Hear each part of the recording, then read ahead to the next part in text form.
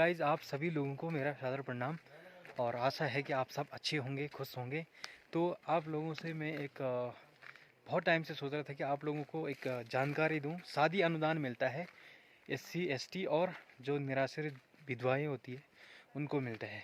तो इसमें क्या क्या चीज़ें हैं, इसमें किस किस को पैसा मिलता है, क्या क्या प्रोसेस होता है और कितना पैसा मिलता है, कब मिलता है, उसमें क्या क्या फॉर्मेलिटीज़ लगती है, सब आप देखेंगे इस वीडियो में। तो ये स्क्रीन रिकॉर्डिंग करूँगा मैं और हो सके तो ज़रूरतमंदों तक पहुँचा देना और जो भी हेल्प हो पाएगी कमेंट करना, मेरा नंबर ले जाना, मुझे इंस्टाग्राम में बात करना, सब मैं हेल्प कर लूँगा। तो चलो वीडियो देखो और वीडियो को शेयर ज़रूर कर देना। ये व्यक्तियों एवं शासनाधीश संख्या जो फलाना फलाना लिखा होगा, ये है ये सभी वर्ग की जो निराश्रित विधवाएं हैं। ठीक है, ये एक विधवा के लिए है। जैसे कोई विधवा लेडीज़ है और उन्होंने अपनी बेटी की शादी की, वो भी 2 बेटियों को मिलता है 50-50 हज़ार रुपये। ठीक है, तो उनके लिए है। और एससी कैटेगरी और एसटी जितनी भी आती उन सभी के लिए है। तो इसमें देखिए, आप सबसे पहले आपको आप यहाँ पे देख रहे होंगे, आप आवेदक का वर्तमान में खींचा गया स्वप्रमाणित फ़ोटो, मतलब यहाँ पे फ़ोटो लगी होनी चाहिए जो आजकल ही खींची हो आपने, और उसके ऊपर उनका साइन होना चाहिए। ठीक है, उसके बाद उनका नाम आता है पूरा हिंदी में, फिर अंग्रेजी में और आवेदक। उसके बाद तीसरे नंबर पे देखेंगे, आप देख रहे होंगे आप तीसरे नंबर पे जो है पिता या पति का नाम और स्थायी पता, ये मकान नंबर, पट्टी, पोस्ट ऑफिस, विकासखंड, तहसील, जिला, पिन, ये सबको मालूम होता है, सब डाल सकते हैं इसमें। आवेदक के रहवास क्षेत्र, ये ग्रामीण हो या शहरी हो, सबको मिलता है। तो आपको सिर्फ आगे क्या लिखना है, ग्रामीण लिखना है या शहरी लिखना है। उसके बाद आता है 6 नंबर पे पत्राचार का पता है, मतलब आपको अगर कभी कोई दिक्कत हो गई या कुछ कागज़ों में कोई कमी हो गई या आपको फॉर्म वापस भेजना है उनको, तो ये तब मांगते हैं। वैसे आप इस पे भी डाल सकते हो, इस पे भी लिख सकते हो। उसके बाद आवेदक की जाति, अनुसूचित जनजाति एवं सामान्य। तो आपको आगे लिखना है कि आप अगर विधवा लेडीज़ हैं सामान्य जाति की तो सामान्य लिखना है आपने, अनुसूचित जनजाति हैं तो जो आपकी जाति है वो लिखना है आपने। उसके बाद आवेदक की आयु, तो जो उम्र है आपकी, मतलब जो अप्लाई कर रहा है, जो महिला अप्लाई कर रही है या फिर एससी में कोई जेंट्स अप्लाई कर रहा है अपने बच्चों की शादी के लिए, तो वो अपनी उम्र लिखेगा। उसके बाद महिला है कि पुरुष है वो लिखेगा। आवेदक 10वां नंबर पे देखिए, आवेदक की वैवाहिक स्थिति। ठीक है, ये विधवा है कि विवाहित है, मतलब जैसे जेंट्स है तो ये तो विधवा नहीं हो सकती ना, इसलिए आपको यहाँ पे आगे लिखना है कि क्या हाल है, मतलब अभी के। ठीक है, तो आवेदक का ईमेल यदि है, अगर आपके पास है तो ये ऑप्शनल है, ईमेल नहीं है तो फिर मत डालिए। आवेदक का मोबाइल नंबर, ये इम्पोर्टेंट हो जाता है, इसमें आपको मोबाइल नंबर डालना ही होगा क्योंकि 1-2 कागज़ कम है तो आपको फ़ोन करके बोलेंगे कि आपके कागज़ कम हैं। और आवेदक के समस्त स्रोतों से आय, तो यहाँ पे जो आपकी साल भर की जो आय होती है, मतलब इनकम होती है, वो दिखानी है। तो महीने की दिखा दो या फिर साल भर की दिखा दो। तो वैसे महीने की आती है, तो इसमें 4,000 से ज़्यादा आपका आय प्रमाण पत्र नहीं होना चाहिए। प्रमाण पत्र आपके पास नहीं है तो आपके पास बीपीएल आईडी होगी। बीपीएल आईडी, अगर आपके पास बीपीएल आईडी भी नहीं है तब आपको आय प्रमाण पत्र ही बनाना पड़ेगा, लेकिन उसमें जो मासिक आय होगी वो 4,000 से नीचे होनी चाहिए या 4,000 ही हो तो चलेगी। उसके बाद उनका आधार नंबर, पॉइंट नंबर 14, तो ये आधार नंबर आपको देखना पड़ेगा। 14 नंबर पे देखिए आप, आधार, आवेदक का आधार नंबर यदि है नहीं, ये डालना ही पड़ता है क्योंकि ये उससे पता चलता है। जैसे सामान्य जाति का है तो उसमें देखते हैं कि इनकी विधवा पेंशन लगी हुई है या नहीं है, तो उस हिसाब से ये भी डालना ही पड़ता है।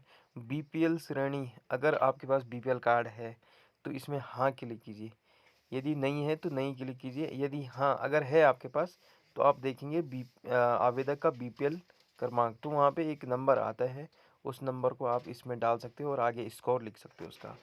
और ये देखिए बीपीएल प्रमाण पत्र जारी करने का दिनांक, तो इसमें दिनांक लिखना है आपने जो इसमें जारी किया होगा, हाल ही में वर्तमान में होता है वो 6 महीने का, ऐसी कुछ बीपीएल आईडी टाइप की फॉर्म मिलता है, उसमें स्कोर डालना पड़ता है खाली, बस स्कोर और आईडी नंबर और नाम वगैरह, बहुत छोटा फॉर्म होता है।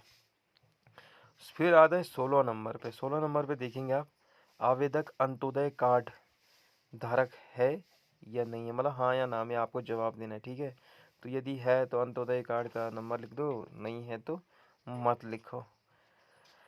यदि आवेदक विधवा है तो उसे समाज कल्याण विभाग द्वारा संचालित विधवा पेंशन प्राप्त हो रही है तो विधवा पेंशन क्रमांक, तो मैंने पहले ही बोल दिया था आपको कि ये आपको आधार नंबर इसलिए मांगते हो ताकि पता चल जाए कि आपको मतलब विधवा पेंशन मिल रही है अगर आप विधवा हैं तो विधवा पेंशन आप कैसे पता करेंगे, क्रमांक कैसे पता करेंगे, तो आप जाएंगे ssp.uk ऐसी साइट है, मैं लिंक दे दूंगा, वहाँ पे जाके आप देंगे कि आपको अपनी विधवा पेंशन पे क्लिक करना है। उसके बाद ये भी बता दूंगा मैं किसी उसमें, तो उसमें क्या करना है, उसमें आपको अपना खाता नंबर डालना होता है।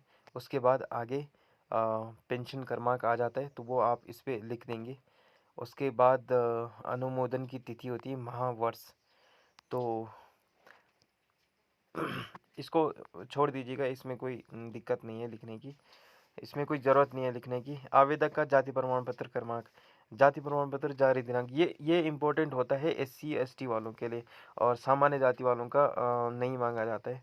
और उसके बाद 19वां नंबर का जो पॉइंट है ये है आवेदक की बैंक जानकारी। अब आपको लिखना है बैंक का नाम, सबसे ऊपर बैंक का नाम लिखना है, जैसे SBI है तो SBI लिख दो आप।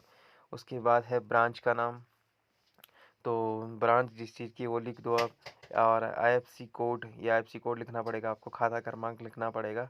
उसके बाद 20वां नंबर का जो पॉइंट देखेंगे आप, जिनकी शादी के लिए आर्थिक सहायता मांगी गई है का विवरण, दुल्हन का नाम लिखना पड़ेगा आपको। जैसे अब जैसे मैंने अपनी बहन के लिए भरा था तो मैंने अपनी बहन का नाम लिखा, उनकी जन्म तिथि लिखी और आयु वर्षों में। तो इसमें सबसे मेन आपको क्या देखना है कि लड़की की जो उम्र है वो 18 से ऊपर होनी चाहिए और जो लड़कों की उम्र है वो 21 से होनी चाहिए, यानी दुल्हन की जो उम्र है वो 18 से ऊपर होनी चाहिए, ठीक है, 21 से ऊपर होनी चाहिए, और लड़की की उम्र जो है 18 से ऊपर होनी चाहिए, ठीक है। तो यहाँ पे उसके बाद ही ये फॉर्म भरना है, क्योंकि आपका फॉर्म रिजेक्ट हो जाएगा, फिर बाद में दिक्कत हो जाएगी। और दुल्हन का नाम देखिए आप, फिर जन्म तिथि और कितनी उम्र निकल रही है आप कैलकुलेशन करके यहाँ पे उम्र डाल देना। दुल्हन का आधार क्रमांक यदि है, ऑप्शनल है, अगर है तो डाल दीजिए, नहीं है तो कोई ज़रूरी नहीं है। अब फिर आता है दूल्हे का नाम, ठीक है। तो आपको दूल्हे का नाम लिखना है, दूल्हे की भी जन्म तिथि लिखनी पड़ेगी, उसकी एज भी लिखनी पड़ेगी, जो जन्म तिथि के हिसाब से आ रहा होगा करेक्ट, ठीक है।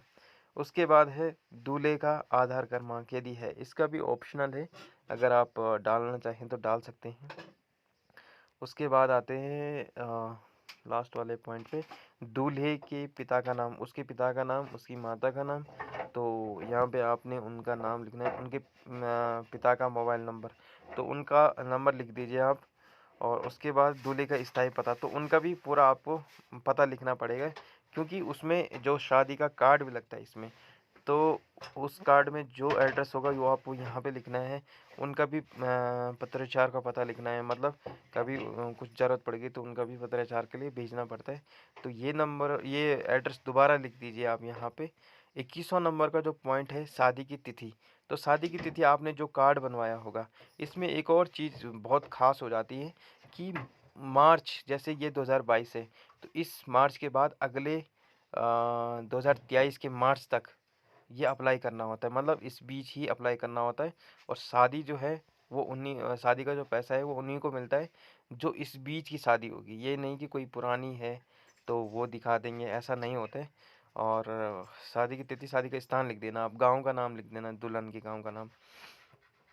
आवश्यक दस्तावेजों की सूची, तो इसमें ये देखिए आप, अब ये फॉर्मेलिटी बता रहे हैं यहाँ पे। एक आवेदक का फोटो जो मैंने पहले बता दिया, आवेदक का जाति प्रमाण पत्र की मूल प्रति जो कि तहसील द्वारा वर्तमान में जारी हो।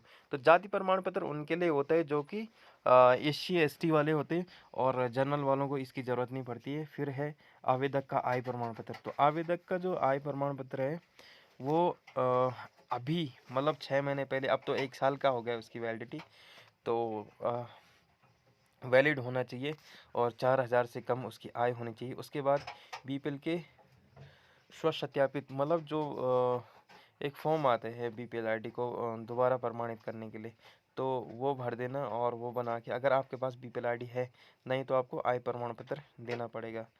तो या तो आय हो या BPL ID हो, इन दोनों में से एक ही चाहिए।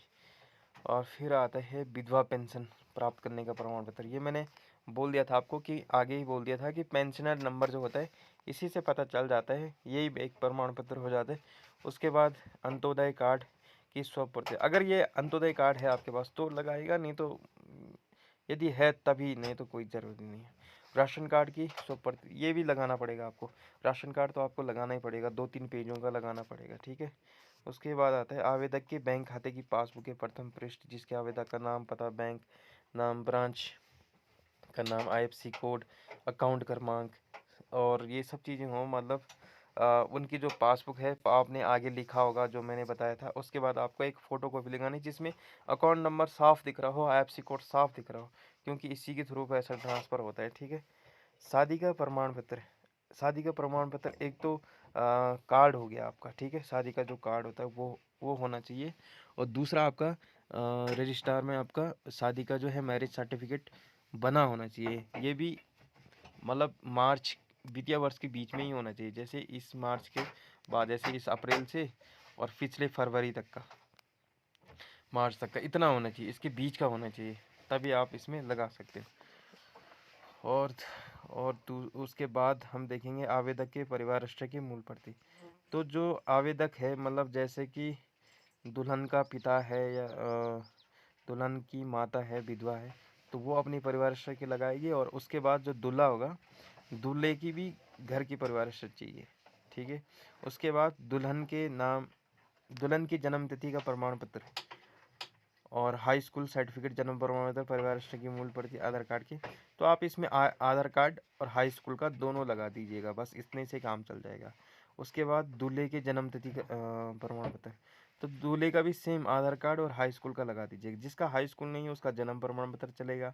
और जन्म प्रमाण पत्र तो सभी का होता है, आधार कार्ड भी आजकल सभी के पास है। तो दोनों लड़के लड़की अगर पढ़े लिखे भी नहीं हैं तब भी उनका जन्म प्रमाण पत्र दोनों लगा के और आधार कार्ड लगा के, एक ही डेट ऑफ बर्थ होनी चाहिए, और ये दोनों लगा के आप कर सकते हैं। अब बारी आती है आवेदक का इससे पहले पूर्व शादी योजना में एक से अधिक पुत्री के लिए योजना का लाभ नहीं लिया हो, इसका शपथ पत्र।